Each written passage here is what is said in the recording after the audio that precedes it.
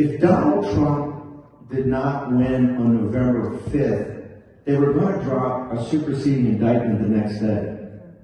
Donald Trump, the indictments of Jack Smith came to 300 years in prison, and they wanted Donald Trump to die in prison, just like they want President Bolsonaro to die in prison, just like they want President Yoon to die in prison.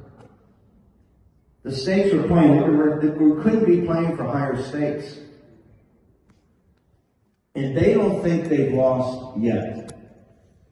The deep state, the administrative state, what's happening in this very city. Next door we have 600 volunteers who are the tip of the spear of the precinct strategy and getting out the vote. And they're geared up. Why are they here a day early for CPAC, which is their big annual gathering? They understand we're still at war.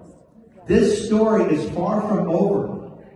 They indicted one of the best men in this world yesterday in Brazil on nothing, to send him to prison to die. Just like they want Trump to die, just like the Chinese Communist Party wants you to die. And this is far from over. Yes, we've had days of thunder, and it's amazing. And every day there are 10 or 12 things. And we're on offense all the time. But they've got the judges, they've got courts, they still have immense power, they still have the media, they have all these global billionaires. And if you look at their partners, you look at the parties and the politicians and the youth and the grassroots movement throughout the world, Europe, South America, Central America, Asia, it's now our time, and this is when it's going to be the hardest. Because they're not going to sit there and go, okay, we see what you guys want to do. You're about liberty and freedom. They're not about liberty and freedom. They're about controlling the most powerful apparatus in the United States and in all these other countries in world history, and they're not going to give it up unless we take it from them. And when we take it from them, we then have to execute on that to make sure we deliver on the promise of liberty and freedom. And that is a grind every day of the week. That's why I'm proud to be here at CPAC. And I'm proud to see the people that come consistently.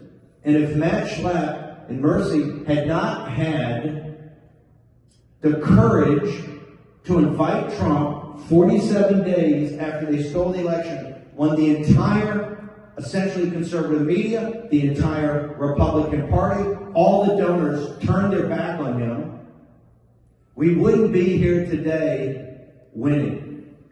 But we are far, far, far from victory. November 5th is just another day for them. Every day it's a struggle. And if you want to see what the stakes are, you look at an individual that's one of the finest men in this world. And you think they learned the lessons from Trump? No, here's the lesson they learned. Get him in jail. Because the only way we're going to win if we imprison them. That raises the stakes.